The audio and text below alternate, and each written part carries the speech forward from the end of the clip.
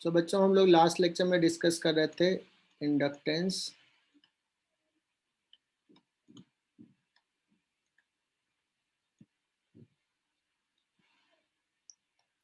और इसमें डिस्कस किया था सेल्फ इंडक्टेंस।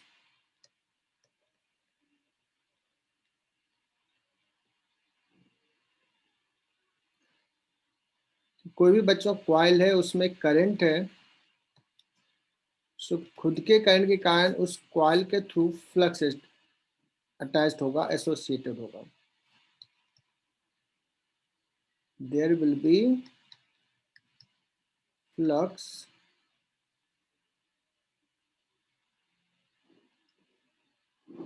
attached या associated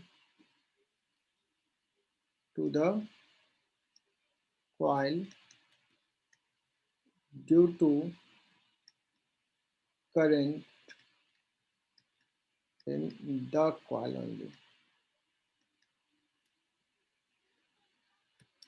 So, बच्चों कितना फ्लक्स अटैच्ड है, एसोसिएटेड है उससे, कितना फ्लक्स लिंक्ड है,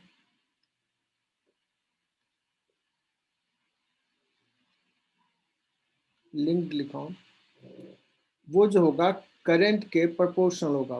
प्रोपोर्शनलिटी कांस्टेंट को हम लोग क्या बोलते हैं? Self inductance.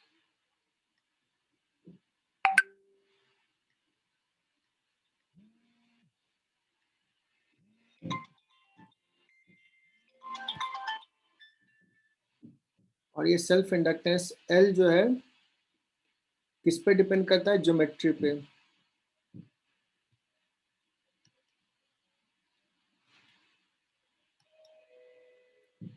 मैं कहा था ज्योमेट्री, शेप, साइज इस पे डिपेंड करता है, करंट से इंडिपेंडेंट है। What is unit of this self inductance? बच्चों कहा था वेबर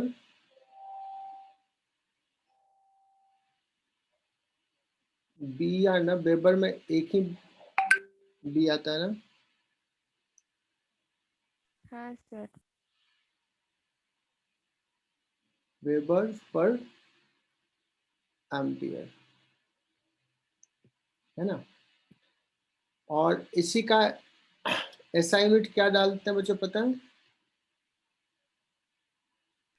हेनरी। तो बच्चों 1 हेनरी जो है ना बड़ा यूनिट है ना? सो जनरली जो रहेगा मिली हेनरी में रहेगा, किसका इंडक्टेंस इतना मिली हेनरी है। उसके बाद कहा बच्चों अगर करंट चेंज होगा तो फ्लक्स चेंज होगा, फ्लक्स चेंज होगा तो ईएमएफ इंड्यूस्ड होगा। ईएमएफ कितना होता है? -d∅dt। माइनस साइन सिर्फ ये कहता है कि अपोज करेगा, है ना? तो -L into di/dt।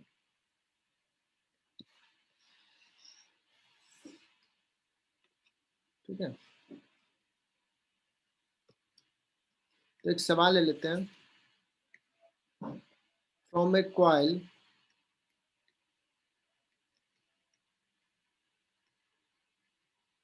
current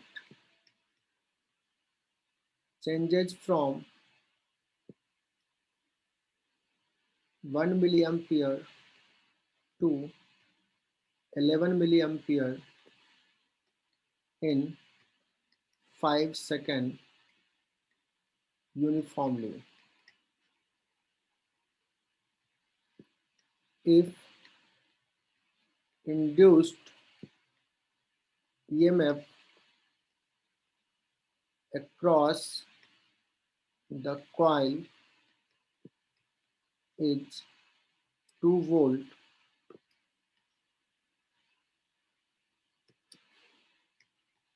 then find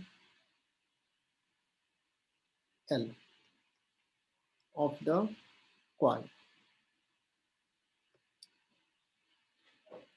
तो क्या कहो बच्चों, EMF इंड्यूस 2 है, 2 मिली वोल्ट ले लेते हैं, ठीक है ना? 2 millivolt. EMF equal to क्या होता है? L into di/dt। तो L इंटू di कितना है बच्चों?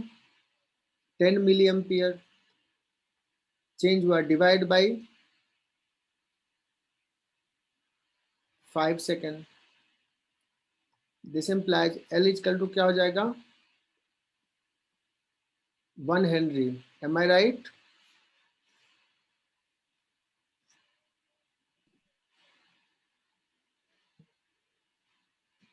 वो छोटा सा सवाल था ये, और नीट में ऐसे ही सवाल आते हैं बच्चों, बहुत बड़ा नहीं आता है।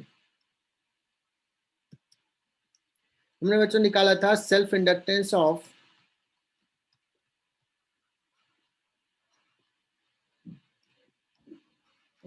ए सोलेनॉइड।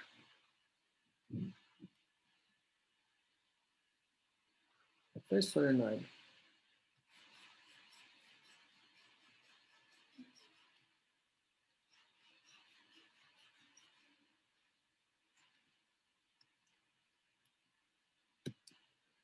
ये निकाल लिया था। सपोज इसका लेंथ L है, एक बार दोबारा बता दे रहा हूँ, नंबर ऑफ टर्न्स N है, और इसमें फील्ड लाइंस कितना होगा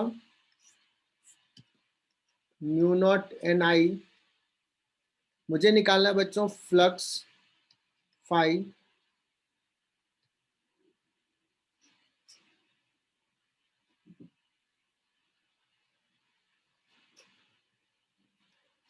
फाई थ्रू वन लूप लिखते हैं बच्चों। म्यू नॉट एन आई हो गया मैग्नेटिक फील्ड, और ये एरिया में, मतलब ये एंड पॉइंट पे तो डिफरेंट होगा, बट मोस्ट ऑफ द जगह पे यूनिफॉर्म है ये। तो ये पाई आर स्क्वायर, आर हो गया कॉइल का रेडियस, ये फ्लक्स हुआ एक कॉइल के साथ, पूरे कॉइल के साथ। नंबर ऑफ कॉइल कितना है, यूनिट लेंथ में n कॉइल है, L लेंथ है टोटल, तो ये आ जाएगा। So mu naught n square pi r square L into I, यही बच्चों तुम्हारा था सेल्फ इंडक्टेंस। तो ये आई होप कि क्लियर हो गया। अब कभी कभी पूछेगा कि there are two coils, two solenoid, है ना, ऑफ सेम लेंथ, बट इसमें जो नंबर ऑफ टर्न्स n है, तो इसमें नंबर ऑफ टर्न्स 2n है, लेंथ सेम है, क्रॉस सेक्शन 8 सेम है। So what is self inductance का रेशियो क्या होगा, L1 बाई L2। 4:2.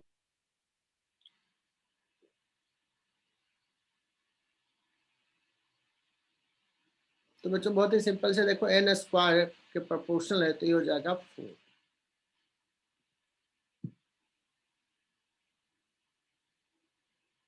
ठीक है,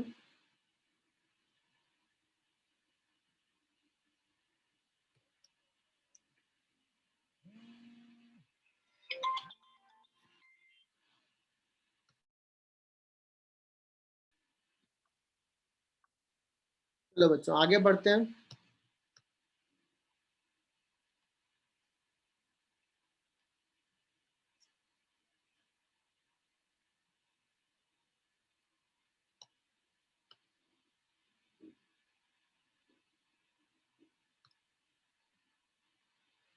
इसमें नहीं समझ में आ रहा क्या अपूर्वा?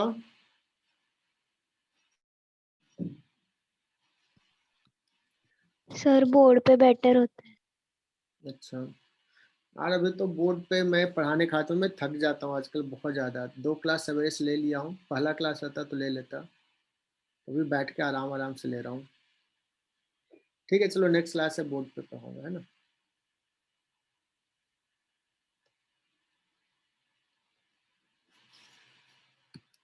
तो बच्चों सोलेनॉइड हमने डिस्कस कर लिया।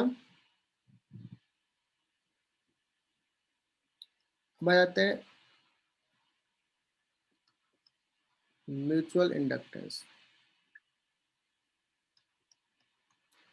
सोलेनॉइड मतलब और भी है सेल्फ इंडक्टेंस निकालने का, थोड़ा सा टफ है तो बाद में कराऊंगा।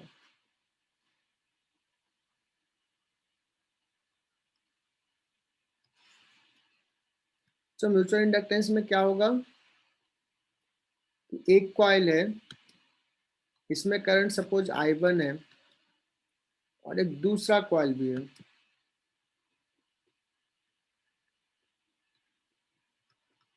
इसमें करंट है I2। फर्स्ट कॉइल में जो करंट है बच्चों, उसके कारण suppose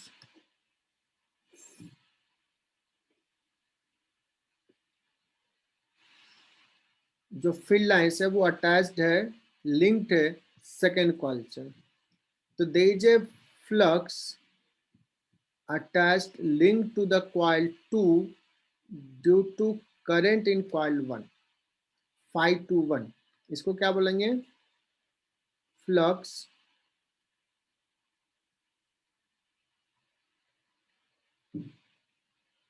linked to coil 2 due to current in coil 1। ये जो होगा बच्चों, ये 1 के करंट के प्रोपोर्शनल होगा। प्रोपोर्शनलिटी कांस्टेंट को लिख लेते हैं mutual inductance of 2 due to 1, M21। ठीक है ना। ऐसे ही अगर I2 करंट है इसमें, तो उसके थ्रू भी फ्लक्स होगा। Flux in 1 coil 1 due to the current 2, that is equal to M12 and current in coil 2। और बच्चों ये प्रूफ नहीं कर रहा हूँ, ये सिर्फ फैक्ट बता रहा हूँ। फैक्ट इज M21 और M12 ये इक्वल होता है। And just like self inductance, it depends upon shape, size, orientation of the coils। मतलब ये जो सेल्फ म्यूचुअल इंडक्टेंस है बच्चों, ये सिर्फ ज्योमेट्री से रिलेटेड है, करंट इसमें क्या है उससे कोई रिलेशन नहीं होगा, है ना। And in the same way, तुम अगर हम कहेंगे कि what will be the unit, जो सेल्फ इंडक्टेंस का यूनिट है वही इसका भी यूनिट हो जाएगा। So flux in coil 2 due to coil 1 जो हो जाएगा बच्चों, सिंपल सा म्यूचुअल इंडक्टेंस इनटू आई। तो फ्लक्स थ्रू द कॉइल 2 और करंट कॉइल 1 का, तो फ्लक्स एंड करंट दोनों अपोजिट का है। Is it clear. Flux in coil 2 due to 1, that is equal to mutual inductance M into current in coil 1।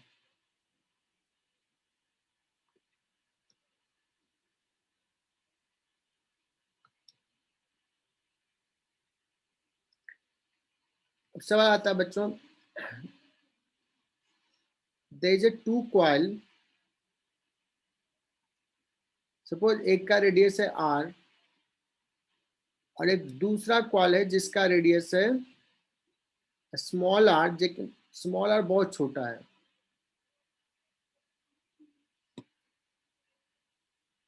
एक काम करता हूं मैं, यहाँ पे क्या मैं यहीं पे ले लेता हूँ, पहले इजी सवाल करा लेता हूँ बच्चों। एक कैपिटल R है और एक स्मॉल r है। Small r is much much less than capital R। और लेट्स इसमें नंबर ऑफ टर्न्स N1 है, ये भी कुछ दे देता हूँ।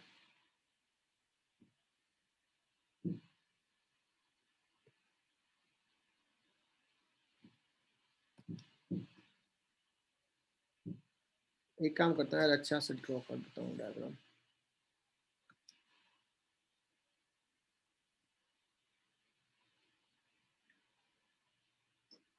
एक टर्न नहीं, इसमें सपोज मैं लेता हूँ N1 टर्न है,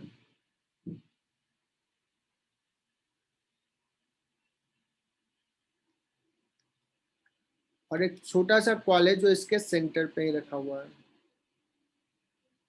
इसमें सपोज N2 टर्न है, इसका रेडियस हमने कहा R, बड़े वाला का radius capital R,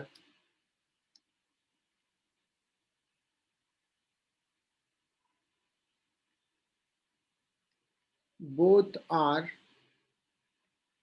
coaxially placed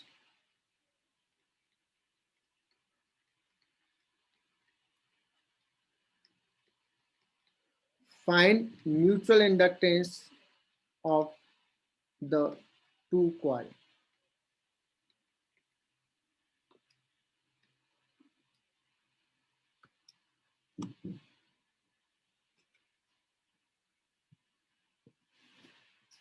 बच्चों म्यूचुअल इंडक्टेंस ना थोड़ा सा टफ है कंपैरेटिव तो ये, इसमें सबसे पहले क्या करना होगा, किसी एक कॉइल से करंट लिखना होगा और दूसरे कॉइल से उसका फ्लक्स लिखना होगा। अब ये डिसाइड करना थोड़ा सा मुश्किल होता है, थोड़ा सा मुश्किल होता है कि किस कॉइल में करंट लें, तो छोटे वाले में करंट लूं या बड़े वाले में करंट लूं। बच्चों तुम लोग बताओ।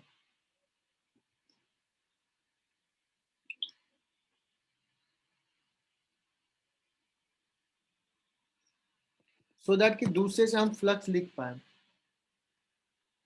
तो बच्चों मैं ना करंट ले रहा हूं बड़े वाले कॉइल में, सपोज करंट है I। तो इस सेंटर पे मैग्नेटिक फील्ड पता है क्या होगा? Yes sir, mu naught I upon 2R, यही होता है। रिवीजन भी हो गया।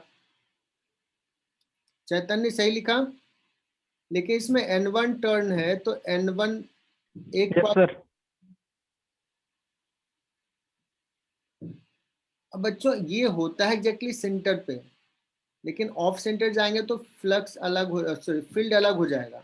बट ये R बहुत छोटा है तो ऑलमोस्ट हम कांस्टेंट मान सकते हैं। समझना, ये अप्रोक्सीमेशन है बच्चों, ऑलमोस्ट कांस्टेंट मान सकते हैं। तो flux through the second coil कितना हो जाएगा? फ्लक्स इज इक्वल टू बच्चों उसका एरिया हो गया पाई R square into magnetic field N1 mu naught I upon 2R। ये हो गया एक कॉइल से फ्लक्स, बट इसमें कितने टर्न्स हैं, कितने लूप हैं? N2 हो जाएगा।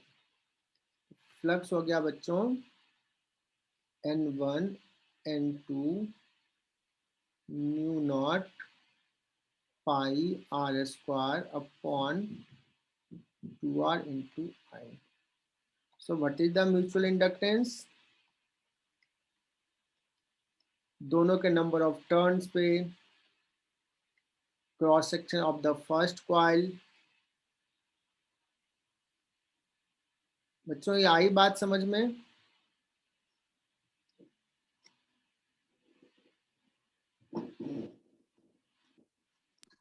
Yes, sir. Yes sir.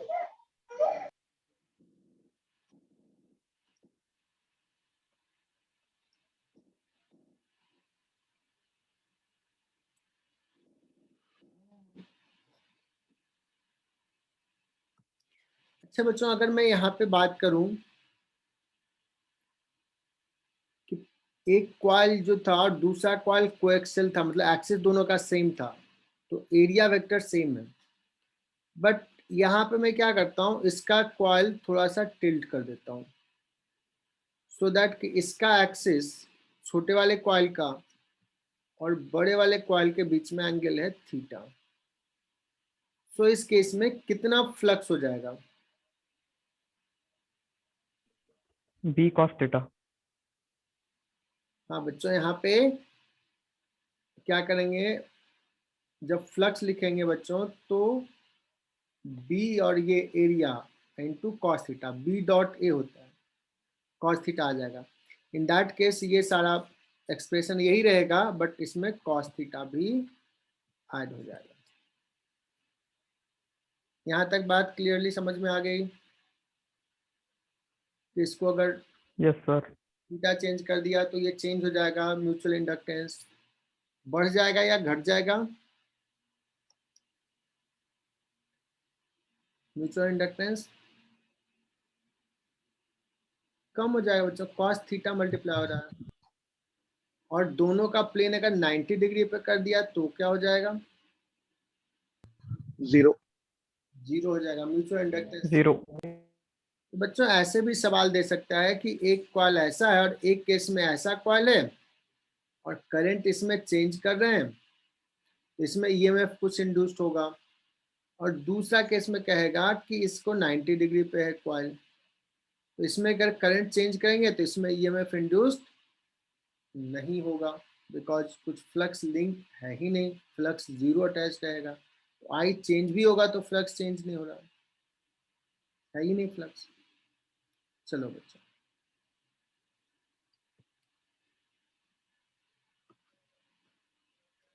बच्चों इसी में एक और सवाल आता है कि HC वर्मा में ये सवाल होगा कि यहाँ पे दे दिए हैं वो कॉइल, कुछ ज्यादा काम नहीं करना बच्चों, इसके कारण यहाँ पे फिर लिख लो, आता है लिखने एक्सिस पे फिर, तो बी लिख लिया और काम हो जाएगा, वही काम करना है, तो ये तुम कर लोगे खुद से।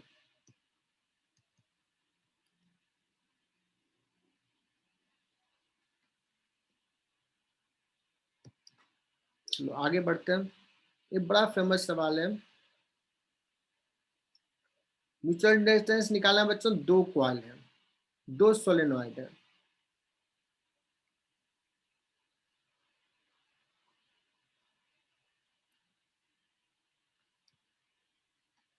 एक का लेंथ सपोज ये L1 और एक दूसरा सोलेनॉइड है बच्चों जिसका क्रॉस सेक्शन यहाँ बड़ा है बट लेंथ में छोटा ले रहा हूँ।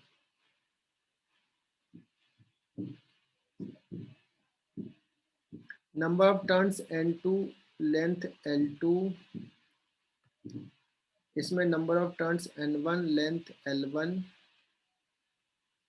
म्यूचुअल इंडक्टेंस निकालना है, इसका रेडियस R1 और इसका रेडियस R2।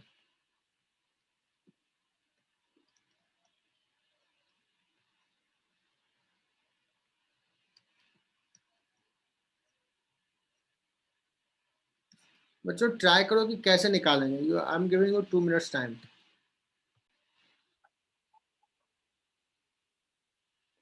बच्चों इसमें डिसाइड ये करना है कि हम करंट किस में लें। मैं बता रहा हूँ मैं करंट क्या रहा हूँ, इस रेड कलर से जो बनाया उसमें करंट ले रहा हूँ। तो इसका फील्ड लाइंस कैसा होगा,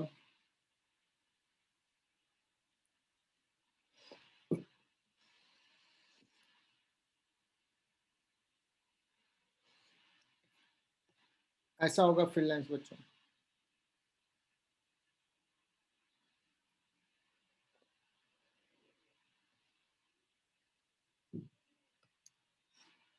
मुझे निकालना है कि ये ग्रीन कलर वाला जो लिया है क्वाल, उसके थ्रू फ्लक्स कितना है।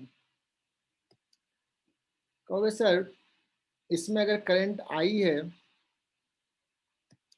तो एक क्वाल से फ्लक्स हो जाएगा म्यू नॉट N1 आई ना बच्चों, फील्ड कितना होगा N1 आई, म्यू नॉट N1 आई।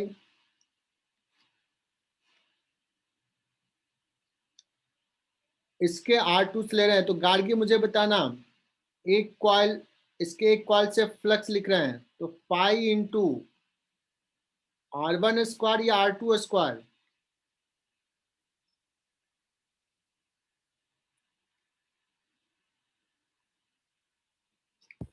R1 पक्का,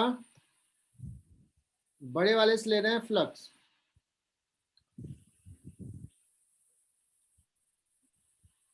R1 स्क्वायर बच्चों, बिकॉज फील्ड सर लाइन इतने से ही है ना, फील्ड लाइंस R2 देखो बोल रही थी गार्गी, लिख रहे हैं इससे बड़े वाले से। नहीं, मैं बोल रही थी कि मैग्नेटिक फील्ड तो वो रेड वाले से पास हो रहा है। हाँ बहुत बढ़िया, तो बच्चों इतना हो गया एक क्वाइल से, टोटल क्वाइल कितना है N2 into L2, this is number of coils, तो this is the flux। तो म्यूचुअल इंडक्टेंस बच्चों यही आ गया, कितना आ जाएगा, म्यू नॉट N1 N2 पाई R1 स्क्वायर, बस और कुछ नहीं है ना, L2।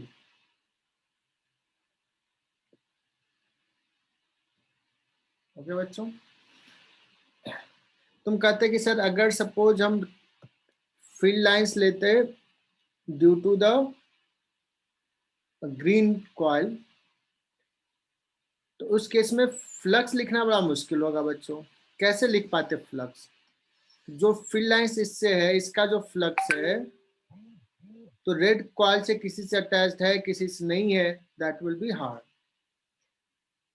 तो जेई वालों के लिए तो बच्चों ऐसे पूछेगा कि करंट देगा, ग्रीन कलर में करंट देगा और पूछेगा कि इससे कितना फ्लक्स है अटैच्ड है। तो हमें अपने मन से उल्टा कर लेना है, क्योंकि अगर करंट इसमें और इसके थ्रू जितना फ्लक्स होगा बच्चों, उतना ही फ्लक्स अगर करंट इसमें लिया तो पहले वाले से होगा, म्यूचुअल इंडक्टेंस सेम रहेगा।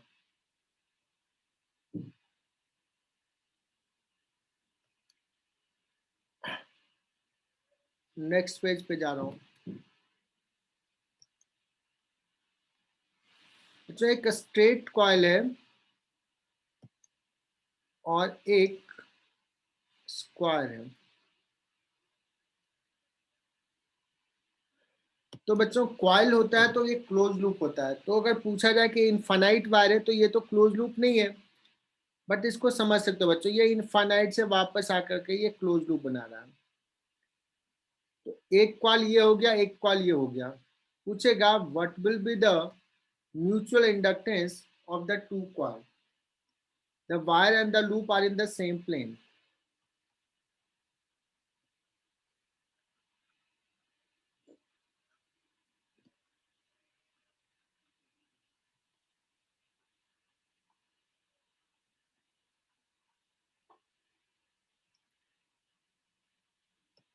बच्चों इसमें बताओ किसमें करंट लिखें और किसके थ्रू फ्लक्स लिखें। तो करंट इसमें लेते हैं और इसके थ्रू फ्लक्स लिखते हैं। क्या लिखने आता है ये हमने EMI में सिखा दिया है, हाउ टू राइट फ्लक्स। तो mutual inductance between this two निकालना है, तो एक में करंट लेके दूसरे के थ्रू फ्लक्स लिख रहा है बच्चों। What is the be here, mu naught I upon 2 pi x, इसका साइड लेंथ सपोज a है,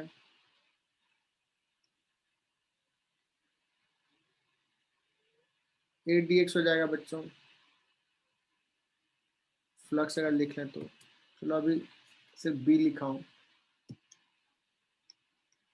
डी फाई ऐसा सवाल कर चुके हैं।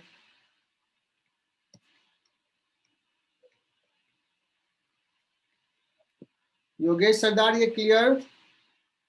Yes sir. सो बताओ फ्लक्स कितना हो जाएगा, mu naught I upon 2 pi a ln x। x कहाँ से कहाँ वेरी कर रहा है बच्चों, ये सपोज r ले लिया, तो r से लेकर के a प्लस r तक, a plus r divide by a। So what is the mutual inductance, mu naught a upon 2 pi ln a plus r upon a। बच्चों अगर मैं पूछूं कि तुम्हें सवाल अगर आएगा जेई मेन में आएगा या नीट में आएगा, तो मोस्ट ऑफ द टाइम में ये भी a डिस्टेंस दिया रहेगा और ये भी a रहेगा, तो ये 2a बाई a ln 2 हो जाएगा। आई बात समझ में ये, तो ये जरूर याद कर लेना बच्चों, infinite wire and A loop. अनन्य प्रणव, ये सवाल बहुत जी है, सर। ये ध्यान में रखना। Yes sir. आगे बढ़ते हैं।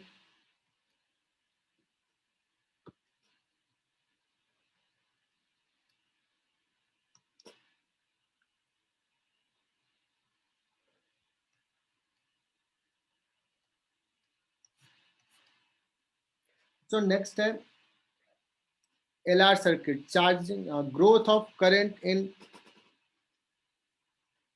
Circuit L.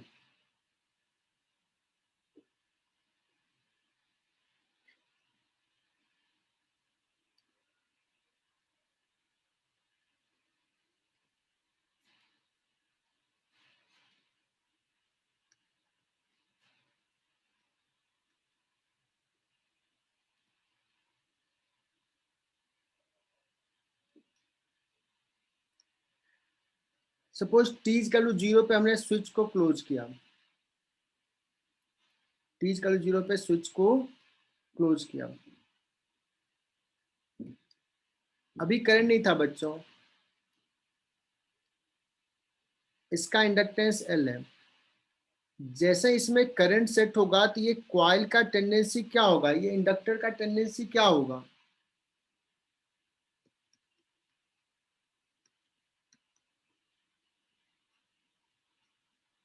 अच्छा, इसको मैंने बोला नहीं बच्चों, जो कॉइल होता है उसका सेल्फ इंडक्टेंस कुछ है तो उसको बोलते हैं इंडक्टर, उसका सेल्फ इंडक्टेंस L है और इसको ना ऐसे शो करते हैं, this is the symbol for inductor. ठीक है, अब बच्चों इसमें अगर करंट आई है कुछ और आई चेंज नहीं हो रहा है, और यहाँ बात कर रहा हूँ आइडियल इंडक्टर का, तो बच्चों इंडक्टर होता है और इसका रेजिस्टेंस 0 ले लेते हैं, आइडियल का मतलब कंडक्टिंग वायर होता है। अब आई अगर चेंज होगा, जैसे इसमें आई बढ़ रहा है, तो ये इसका टेंडेंसी क्या होगा कि आई बढ़ने को सपोर्ट करेगा या अपोज करेगा? प्रतीक, आई के इंक्रीज को ये इंडक्टर सपोर्ट करेगा या अपोज करेगा?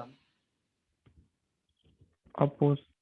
अपोज करेगा, यही तो इंडक्टर की प्रॉपर्टी है। तो ये नहीं चाहेगा कि आई हो, तो अगर ये इंडक्टर नहीं होता तो जैसे ही स्विच को क्लोज किया तो इस सर्किट में रेजिस्टेंस R है तो करंट हो जाता E/R, बट ये इंडक्टर सडनली करंट E/R नहीं होने देगा, ये अपोज करेगा। तो इसके क्रॉस एक EMF डेवलप होगा बच्चों, ऐसा EMF कि ये चाहेगा कि इधर करंट सेंड करे, उल्टा जो करंट इंक्रीज हो रहा है, जो ये बैटरी सेंड कर रहा है उसके अपोजिट में करेगा, मतलब this will behave like a battery of this sense. आ रही बात समझ में? तो ये EMF Yes, sir. बनाएगा अगर आई इंक्रीज हो रहा है, तो अगर इसका मैग्नीट्यूड कितना होगा इसका, तो अगर ये हो जाएगा L इंटू DI/dt, यही होता है ना EMF इंड्यूस्ड। हालांकि ये ऐसा होगा, ये माइनस साइन सिर्फ इसलिए है बच्चों कि ये दिखाना कि किस सेंस में होगा, है ना। हालांकि हम कैसे लिखेंगे वो कन्वेंशन सभी बता देता हूँ। ओके बच्चों,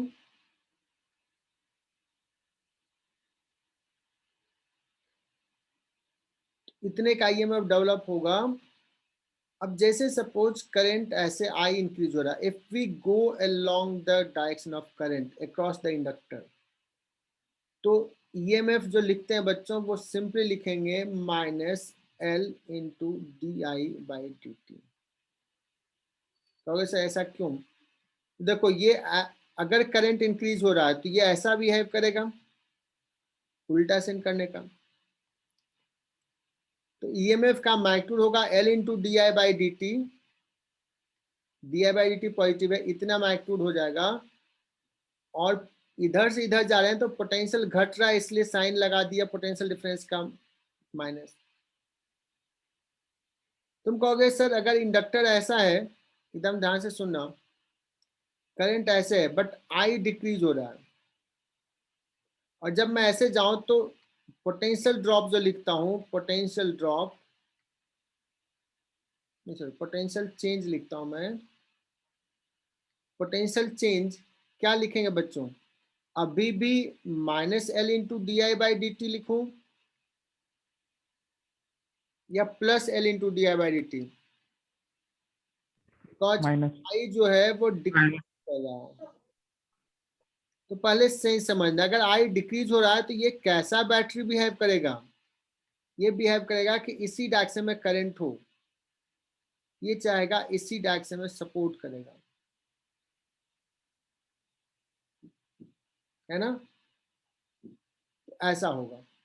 so if you go in this वे तो पोटेंशियल एक्चुअली में इंक्रीज हो रहा है, पोटेंशियल चेंज होगा, वो बढ़ेगा। तो देखो ये लिखेंगे तो अपने आप ही एडजस्ट कर लेगा, ये माइनस साइन और D I by d T negative, तो निगेटिव और निगेटिव पॉजिटिव हो जाएगा। तो अब मैं कन्वेंशन, कुछ तुम्हें समझ में आया चाहे नहीं आया, सिर्फ अब ध्यान में रखना सारे बच्चे, if there is inductor and if you move along the current, potential change, जो ऐसा हम सर्किट में लिखते थे करंट इलेक्ट्रिसिटी में, अच्छा करंट इलेक्ट्रिसिटी मैंने नहीं पढ़ा है ना, पोटेंशियल चेंज जो आता है that is minus L into d I by d T, चाहे करंट इंक्रीज कर रहा है या डिक्रीज कर रहा है। अगर करंट के अपोजिट डायरेक्शन में जाओगे तो plus L into d I by d T लिखना होगा। बच्चों तुम लोगों को सर ने पढ़ा होगा कि एक रजिस्टर आर है, if you move along the current what is the potential change? If you move along this direction क्या लिखते थे?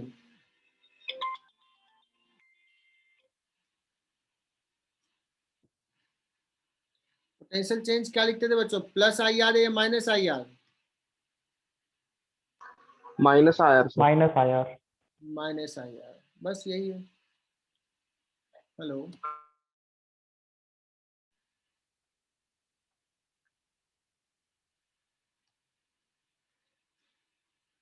बच्चों ये हो जाएगा potential change minus I R, है ना?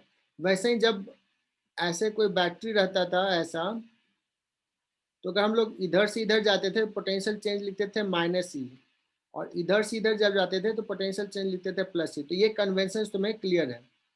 वैसे अगर मैं कैपेसिटर लूँ, क्योंकि मैंने नहीं पढ़ा है तो मैं एक बार पूछ लेता हूँ, कैपेसिटर लूँ, ये कैपेसिटेंस सी है ना? इस पे चार्ज क्यू, इस पे charge minus Q. If we go along this way, ऐसे जाते हैं, तो what is the potential change? क्या लिखते थे बच्चों, क्यू बाई सी या minus Q by C? Minus cube by C. Minus cube. हाँ, मतलब ऐसे सोचो कि कैपेसिटर में जब ऐसे जाते हैं तो सेकेंड प्लेट का चार्ज डिवाइड बाई सी लिख देना, ये कन्वेंशन ले लो, ठीक है? कभी कभी पता नहीं चलता है कि कौन सा पॉजिटिव है कौन सा नेगेटिव है, तो डजंट मैटर। सपोज इस पे कहा जाए Q1 चार्ज, इस पे Q2 है, ऐसे if you go in this way Q2 by C, if you go in this way Q1 by C.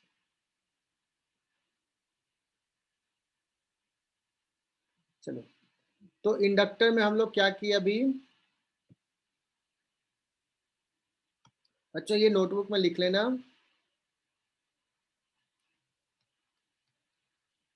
if we move in this way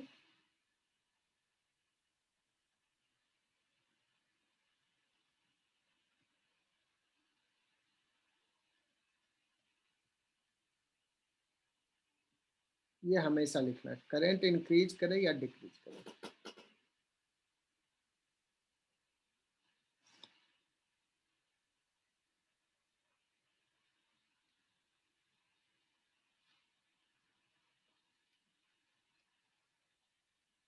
बच्चों बैटरी लिया और इसको हमने स्विच को क्लोज कर दिया, करंट जो है वो 0 से बढ़ेगा, फिर फाइनली इसमें करंट, अभी डिस्कस करूंगा, फाइनली करंट बिकम्स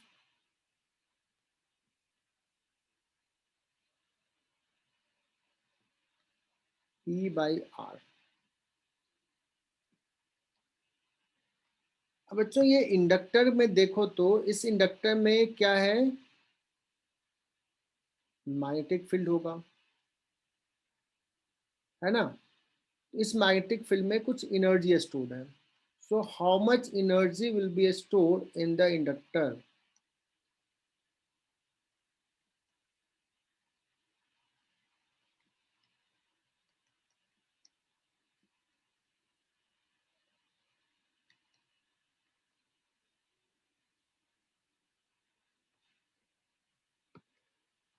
इंडक्टर में कितना एनर्जी स्टोर्ड रहेगा, और वो किस फॉर्मेट में रहेगा? तो मैग्नेटिक फील्ड के फॉर्मेट में। मैं डिराइव करूं या डायरेक्टली लिख दूं बच्चों? कुछ बच्चों को याद भी होगा कितना एनर्जी स्टोर्ड होता है? Half half L square. बहुत बढ़िया, हाफ एल आई स्क्वायर, ठीक है ना। अभी देखो यहां से ये एनर्जी है बच्चों,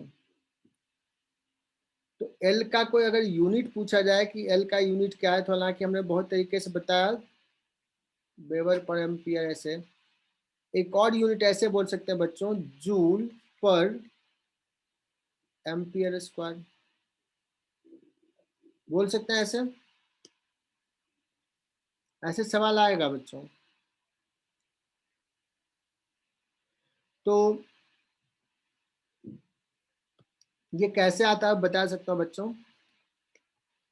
जिस समय सपोज करंट किसी टाइम पे अभी आई है और इसके क्रॉस पोटेंशियल डिफरेंस कितना डेवलप है, L into d I by d T. ये पोटेंशियल डिफरेंस मैग्नीट्यूड में डेवलप है इस टाइप का, ऐसा। और डी आई करंट और आया, तो कितना इसमें एनर्जी स्टोर होगा, पावर कितना होगा?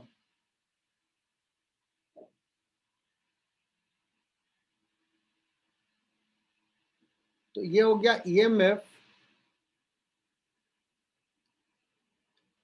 तो इस समय अगर मैं पावर पूछूं कि what is the power that is supplying wind with this, तो power is equal to V into I होता है।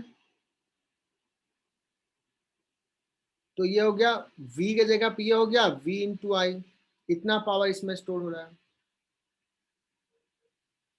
मुझे टोटल कितना उसमें पावर कंज्यूम होगा, तो p dt का इंटीग्रेशन, इतना इंटू dt का इंटीग्रेशन, इसको क्या कर लो, इंटीग्रेट कर लो, तो ये क्या हो जाएगा देख लो। Total energy stored power into dt का integration, that is equal to l i di, ये dt जाएगा, so half l I square, this is the energy stored total। बहुत क्विकली मैंने प्रूफ किया बच्चों। प्रूफ में दिक्कत है तो पूछ लो, नहीं तो याद कर लो ये।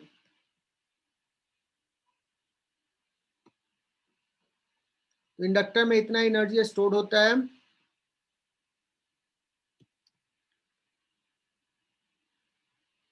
And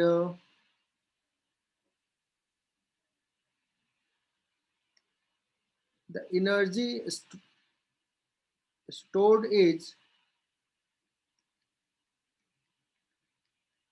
in the form of magnetic field। So what is energy density in magnetic field? जैसे इलेक्ट्रिक फील्ड में एनर्जी स्टोर्ड होता है, वैसे ही मैग्नेटिक फील्ड में एनर्जी डेंसिटी कोई बता सकता है कितना होता है?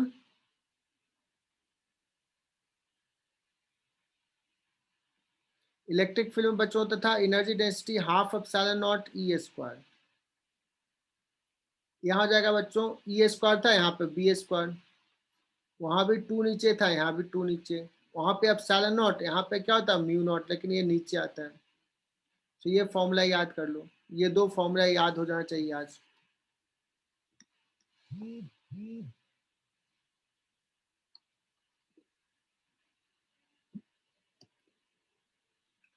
जयेश पांडे क्लियर? ये energy density in magnetic field, ये मैंने डिराइव नहीं किया बच्चों, डायरेक्टली बता दिया। हालांकि डिराइव कर सकते हो, सेल्फ इंडक्टेंस लिखो, इसमें लिखो पूरा एनर्जी लिखो, तो ये आ जाता है।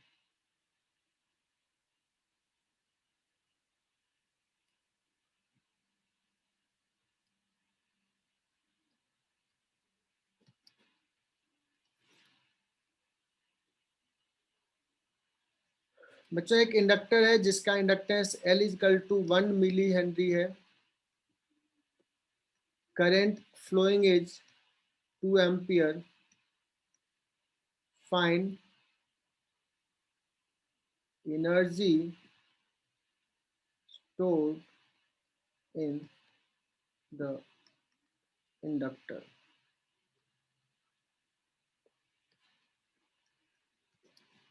कितना एनर्जी स्टोर्ड होगा? मानसी गावस्कर, बताना इसका आंसर।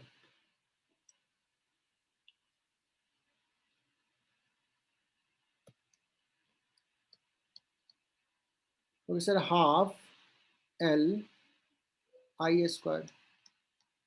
इससे आसान सवाल क्या होगा? L दे दिया है 1 मिली हेनरी, ध्यान देना बच्चों, 10⁻³ नीट में ऐसा ही पूछता है। I 2 एम्पियर है, यहाँ भी मिली एम्पियर भी दे सकता है, बट यहाँ पे अभी तो एम्पियर है।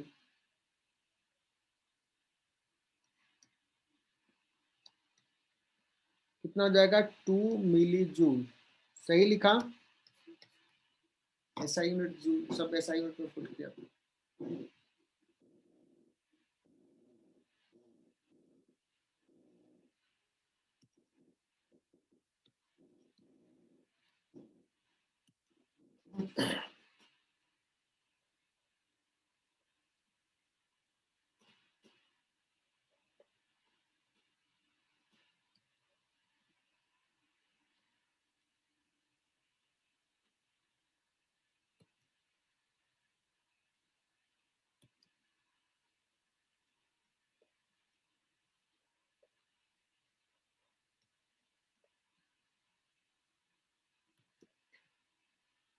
देखते हैं कौन बच्चा सही जवाब देता है इसमें।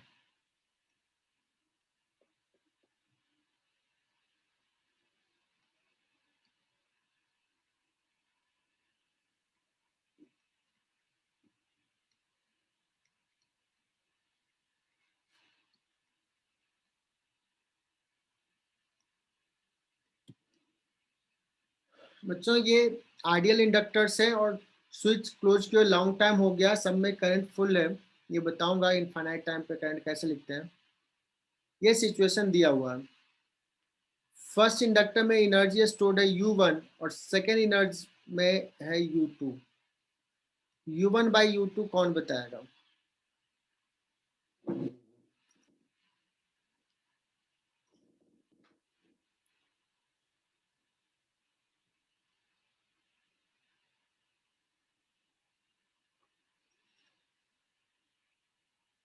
U1 बाई U2 बताना है बच्चों।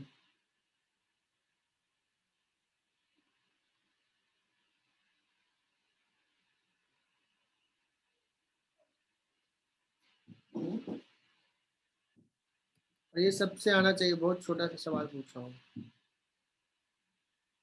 शौदीप मलिक, क्या होगा इसका आंसर? शुभम पाटिल, साक्षी पाटिल,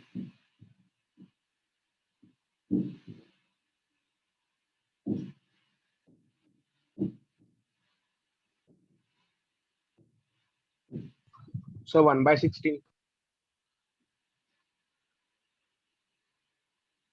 अरे नहीं, देखो इसमें करंट अगर सपोज I1 लिया, इसमें करंट I2 ले लिया, तो L1 upon L2 I1 square by I2 square, यही रहेगा ना रेशियो?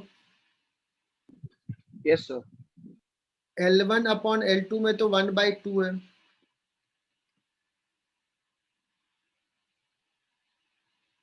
L1 अपॉन L2 1/2 है। और I1 अपॉन I2 कितना है?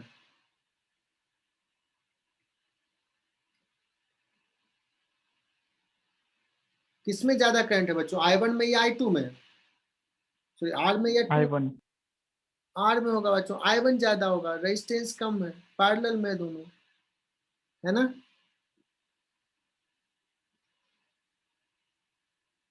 तो I1 बाई I2 क्लियरली दिख रहा है, I1 बाई I2 क्या हो जाएगा? 2 हो जाएगा, तो ये 2 स्क्वायर, आंसर कितना हो जाएगा? 2।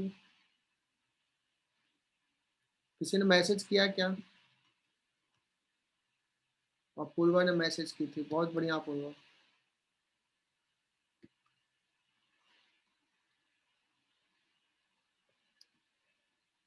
ठीक ना?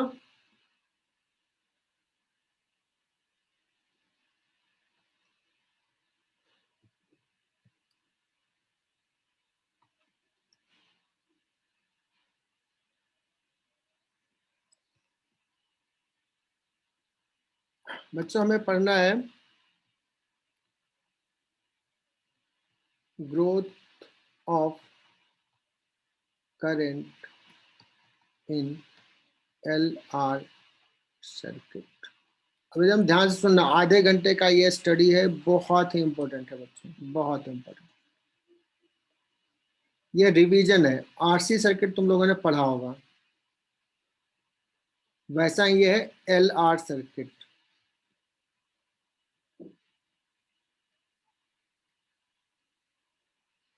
मैंने कहा शुरुआत में करंट 0 होगा बच्चों, करंट बढ़ेगा, मान लो किसी टाइम पे करंट है I।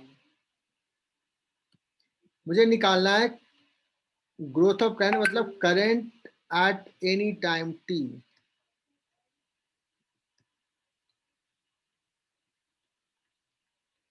तो बच्चों जितने बच्चे कनेक्टेड है वो कनेक्टेड रहना, एग्जिट नहीं करना, बहुत ही इंपॉर्टेंट चीज चलेगा फिर। और JR बैच 2,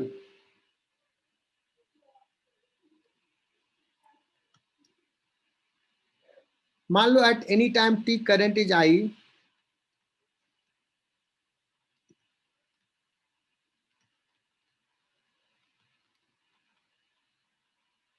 और करंट ये सर्किट में मैं किरचॉफ्स लूप लॉ लिखता हूं, ऐसे जाता हूं, तो विल मूव इन दिस वे। यहां से आ गया बच्चों प्लस C, यहां से आ गए करंट के डायरेक्शन जा रहे हैं बच्चों -L इंटू, करंट के डायरेक्शन में जा रहे हैं तो -IR, यही पहुंच गए, that is equal to 0। L into DI/dt E minus IR। मैं यहाँ थोड़ा सा फास्ट चलूंगा, लिखते जाओ तुम लोग साथ साथ, टाइम में दूंगा लिखने का। DI upon E minus IR 1/L into dt। अब बच्चों ये इसको बोलते हैं डिफरेंशियल इक्वेशन। I और T में फंक्शन आ जाएगा, इसको इंटीग्रेट कर लेंगे, लग ही रहा है। इसका इंटीग्रेशन तुम लोग जानते होगे, 1/x का होता है बच्चों ln x, ln E minus IR। चूंकि यहाँ पे a plus ax plus b का फॉर्मेट है, पहले पढ़ाया है, स्पेशली चैतन्य वाले बैच में तो पढ़ाया ही है। सो इसका क्या हो जाएगा ऑप्शन बच्चों, 1/i का ऑप्शन -r डिवाइड हो जाता है इंटीग्रेशन में, that is equal to 1/L into t. Limit put करेंगे 0 टू t, यहाँ पे लिमिट पुट करेंगे, किसी टाइम पे i इनिशियली 0 है, किसी टाइम पे i है। 8 को उधर लेके चले जाते हैं, ln E minus IR upon 0 put किया तो upon E, that is equal to -r/L into t, है ना बच्चों। ये ln लॉगरिथम को एक्सपोनेंशियल फॉर्म में लिखें, E minus IR upon E that is equal to E to the power minus T upon, ऐसे लिख देते बच्चों, L upon R।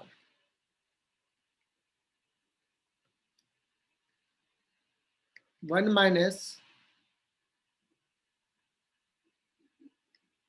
R/E into I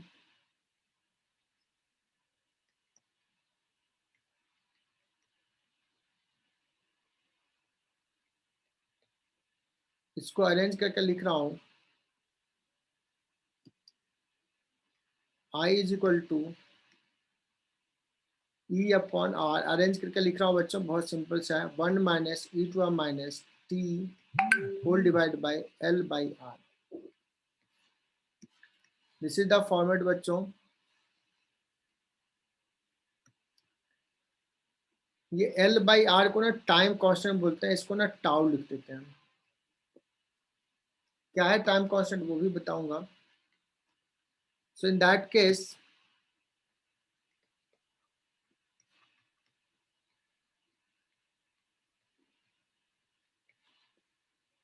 ये आ गया करंट का function, current as a function of time.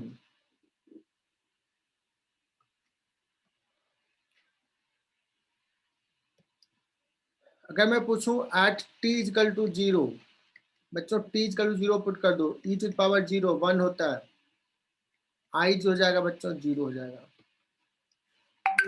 ये कन्वेंशन लेके ही चले थे। जैसे ही स्विच क्लोज किया बच्चों, ये इसमें करंट नहीं होगा, दैट मीन्स ये इंडक्टर जो है ना वो खड़ा है कि नहीं यार करंट जाने नहीं दूंगा, तो स्टार्टिंग में करंट 0 होगा। स्टार्टिंग में ये कितना रेजिस्टेंस ऑफर करेगा? सो इंडक्टर कैसा बिहेव कर रहा है स्टार्टिंग में, कैसा कितना रेजिस्टेंस ऑफर कर रहा है? इनफाइनाइट। इनफाइनाइट, करंट जाने ही नहीं दिया।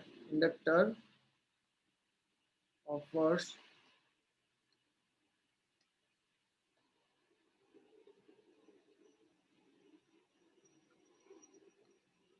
चेंज ही नहीं होने देता है। टी इजकल टू इन्फिनिटी बच्चों, आई कितना हो जाएगा? इन्फिनिटी पुट कर दिया E by R. So inductor इस केस में बच्चों कोई करंट ऑफर रेजिस्टेंस ऑफर नहीं कर, inductor is offering 0 resistance. Clear?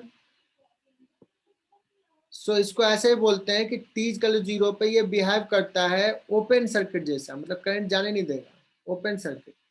और टी इनफिनिटी पे ये बिहेव करता है like conducting wire, short circuit.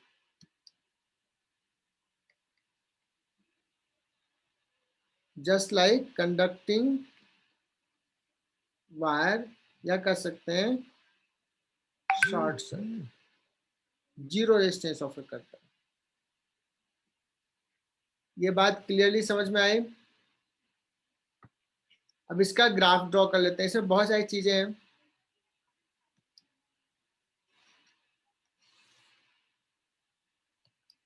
इसका अगर ग्राफ ड्रॉ करोगे, टी इजकल 0 पे current 0, current will increase increase increase increase, और लॉन्ग टाइम बाद current constant E by R होता है, आई मैक्स।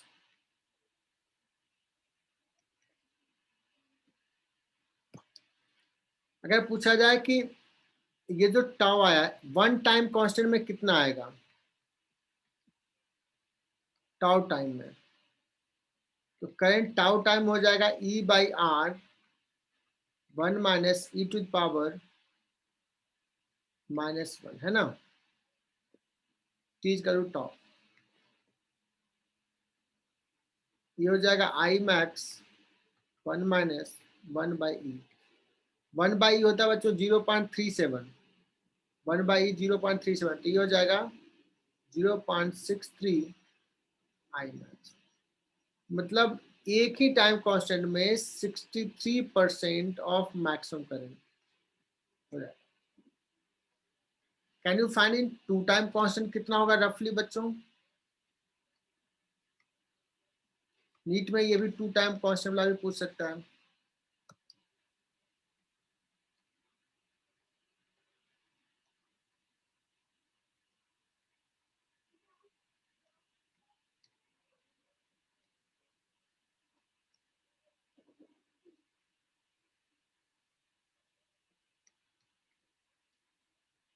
तो सर ये I max 1 minus e to the power -2, 0.37 होता है 1 बाई ई, तो इसका स्क्वायर। कैन यू गेस 0.37 का स्क्वायर कितना हो जाएगा?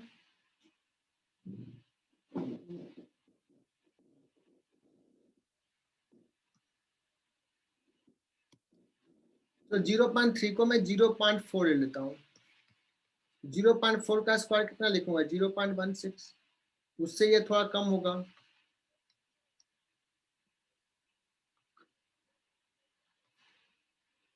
जीरो पॉइंट 1.6 से थोड़ा सा कम 0.14 ले लेते, थोड़ा सा कम। तो ये 0.86 आई मैक्स के बराबर हो जाएगा। कितने? 2 टाइम कांस्टेंट के बाद 86% हो जाएगा। मुझे निकालना बच्चों कितने टाइम के बाद 99% हो जाएगा मैक्सिमम करंट का।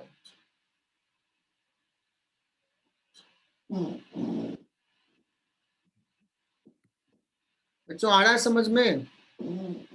टाइम हो गया, अभी 15 मिनट बाकी है।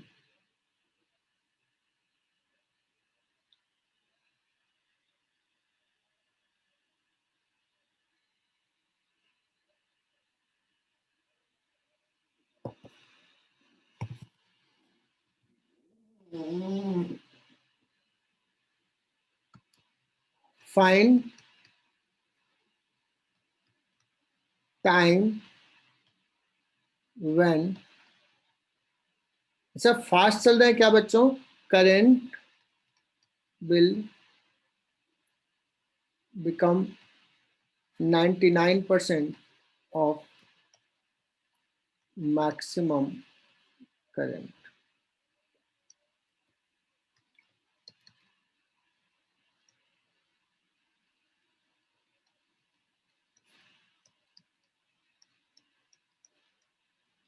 कितने टाइम कांस्टेंट बाद?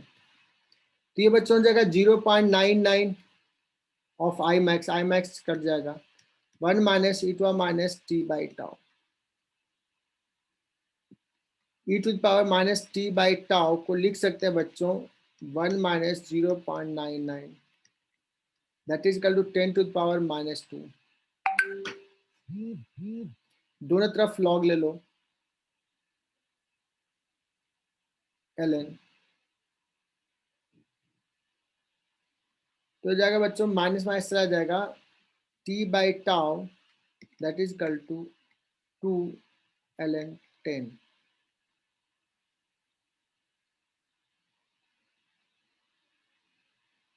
log 10 कितना होता है पता है? log 10 anyone?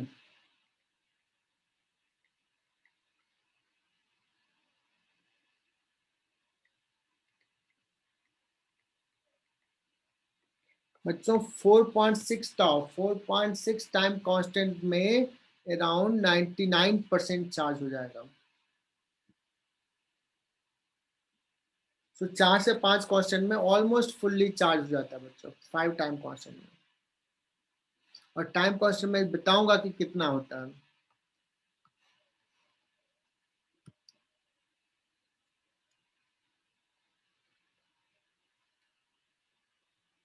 Suppose this L is 1 millihenry,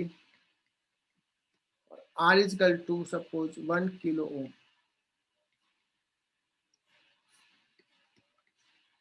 What is time constant of this circuit? तो कहोगे sir L by R, 1 millihenry upon 1 kilo ohm। कितना हो जाएगा बच्चों? 1 सेकेंड टाइम कांस्टेंट।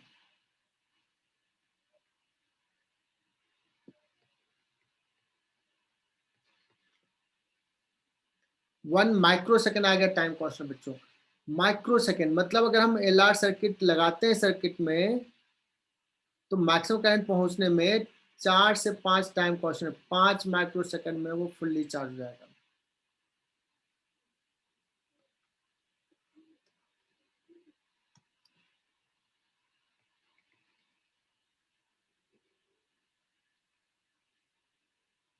यहां तक आ गया समझ में? अच्छा L बाई आर जो है बच्चों ये टाइम कांस्टेंट है, मतलब इसका यूनिट टाइम का है। तो अगर कोई इंडक्टर पूछे इंडक्टर का यूनिट, देखो मैंने कितने यूनिट बता दिया और कितना और बता रहा हूं। इंडक्टर का unit can we say inductor is equal to ohm second. बच्चों बोल सकते हैं ऐसा?